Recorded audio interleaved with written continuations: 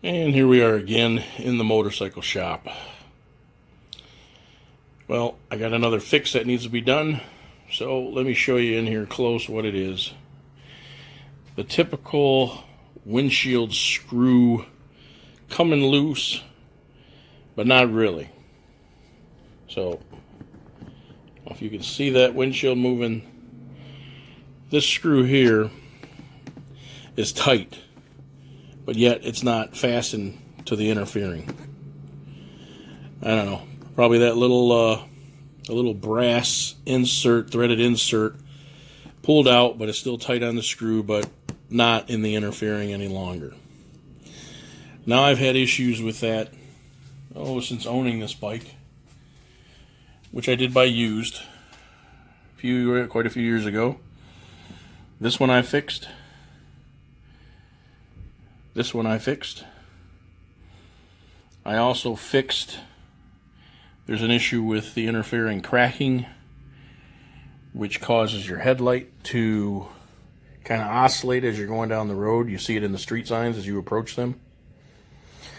So I can show you that while I take this all off, but this is what I got to get into here, is why this is tight, but it's not tight.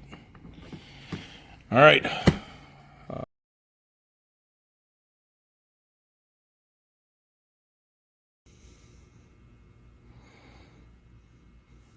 So when you're taking your outer fairing off, you've got 3 screws here by the windshield.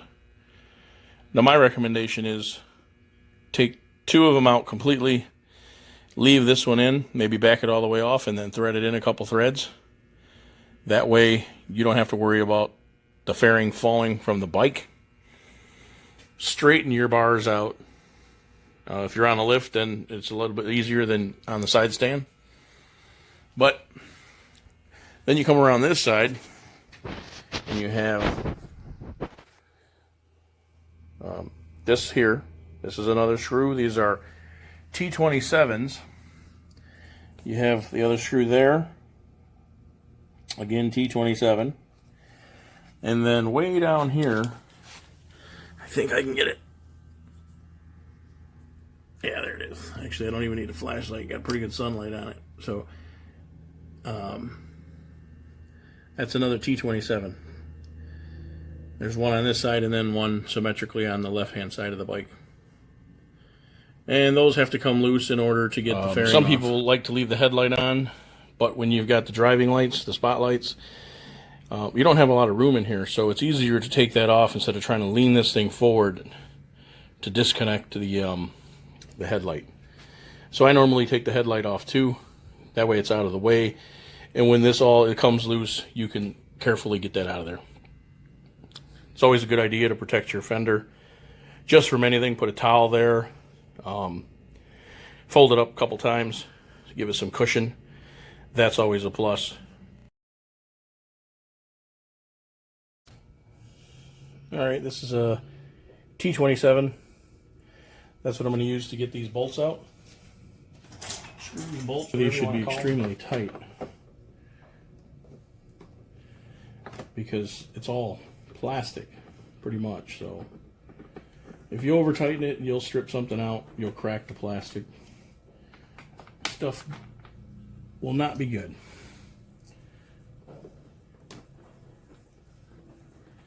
Looks like the dragon wings could stay on, but they're off. I'm taking them off. Alright, I'll repeat that on the other side. I won't show you that. And then we'll get the headlight out, and then we'll take the 3 screws off the top. Alright, here's the headlight. Sorry about the noise in the back. In the background, neighbor's cutting his grass, but you see the first screw. Here's a screw. Get this off. The trim ring will pop out. And then there's a few more screws inside of there, if I remember correctly. But that's the first thing right there.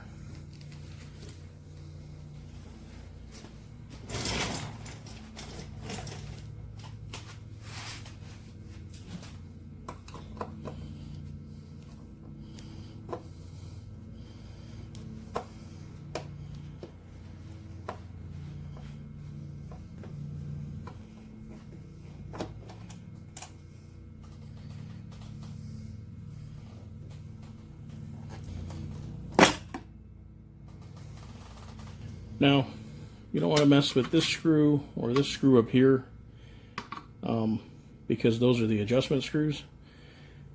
This screw, and there's a screw down here. I don't know if you can see that one, this one here. Those pop off the trim ring and then the headlight will come out.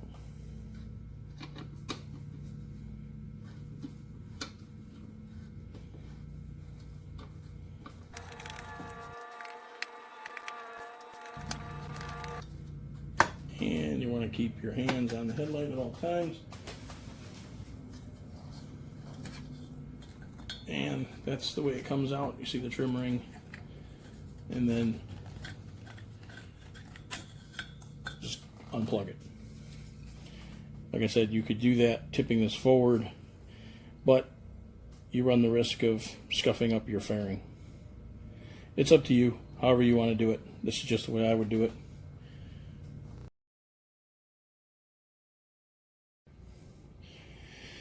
These are an Allen head, except the one, I probably didn't have the screw, or I lost it.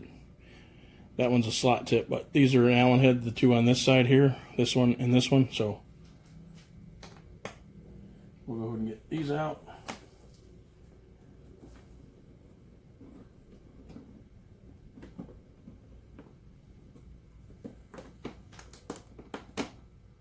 Carefully.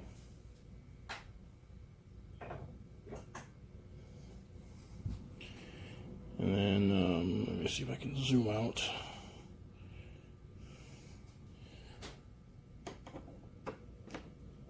And this one's screwed into something, but it's not screwed into the inner fairing, so.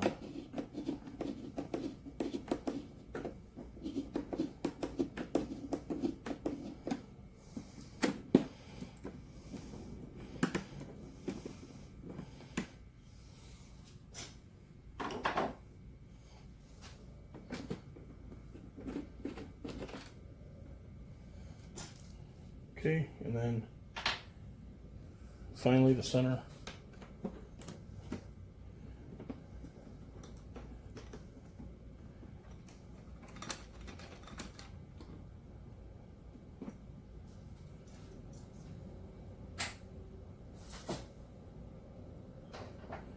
And if you want to use tape to protect any of this, that's totally up to you. Me, I've got a couple little marks up here. Those were there when I bought the bike, so I can see, it's there, but it's obviously loose. I can see it pulled out of the plastic. So these other ones, like I said, I had worked on that. So once I get this all apart, you'll be able to see what I did. So there it's popping out anyhow. So my windshield bag out. Set these aside.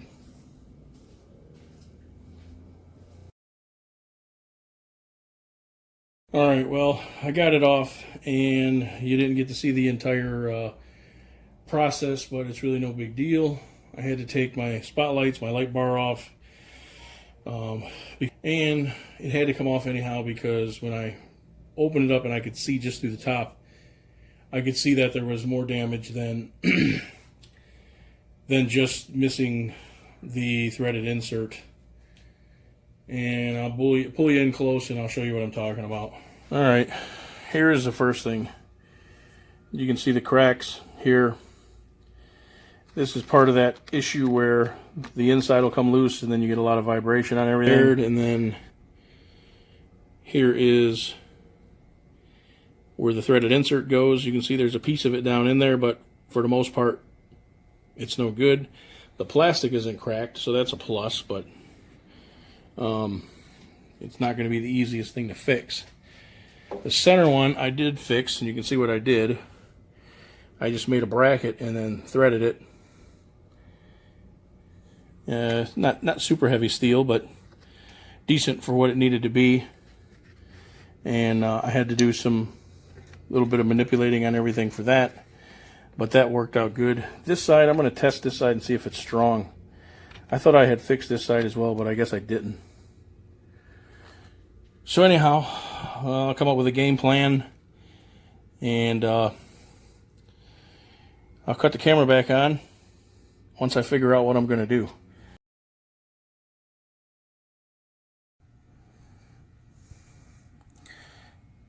All right, in this shot, you can see these little threaded inserts.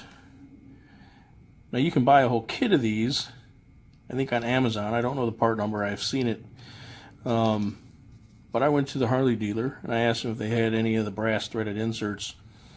I was expecting to get one of the original style ones, but they gave these. So you can see they're exactly like what comes in the kit. They sell them one at a time, and they're $1.84 a piece.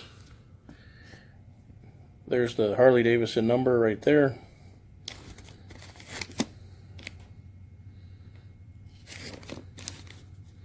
You know, obviously don't get a tool, but here's what I'm going to use.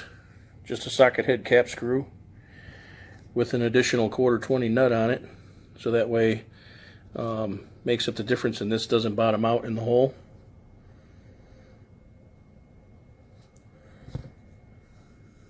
Let me show you what one of the standard one looks like.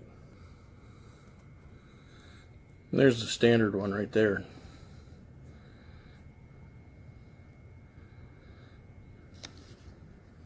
You can see it's knurled.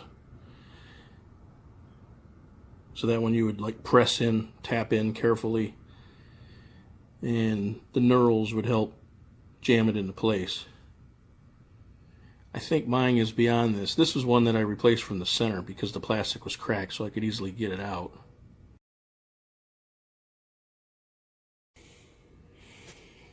Alright, here is the insert right at the very beginning of threading it in. It's not even like a full thread engaged into that plastic.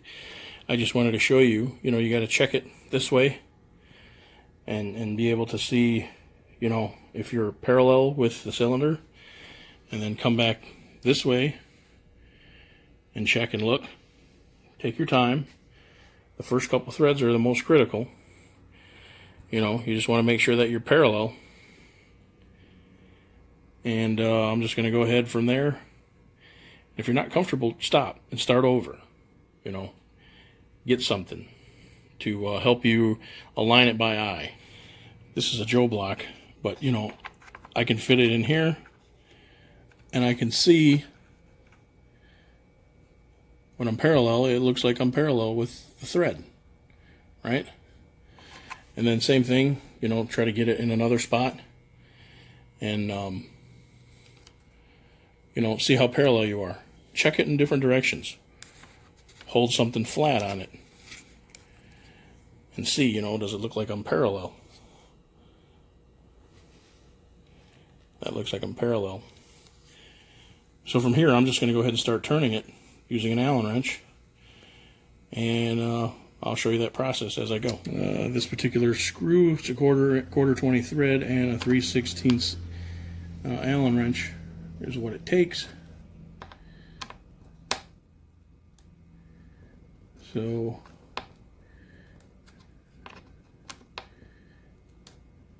get it going. Stop. Make sure it still looks like it's square.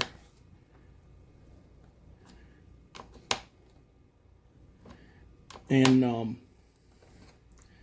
by the way, those little slots that are cut in there, what those actually do is they actually cut the plastic as you're engaging it.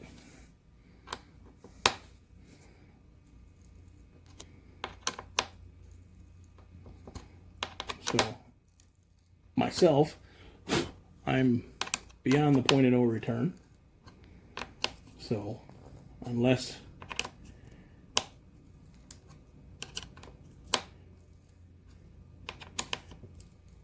the plastic cracks,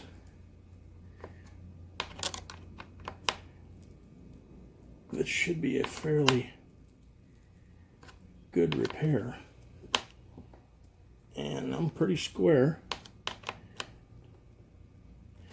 There we go. That's as far as mine will go.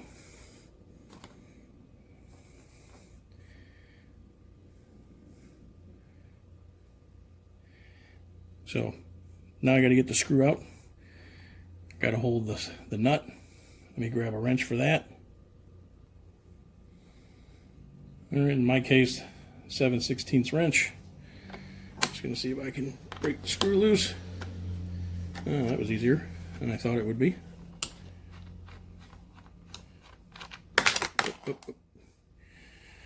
Now, where did that go? That might be the hardest part of the whole process.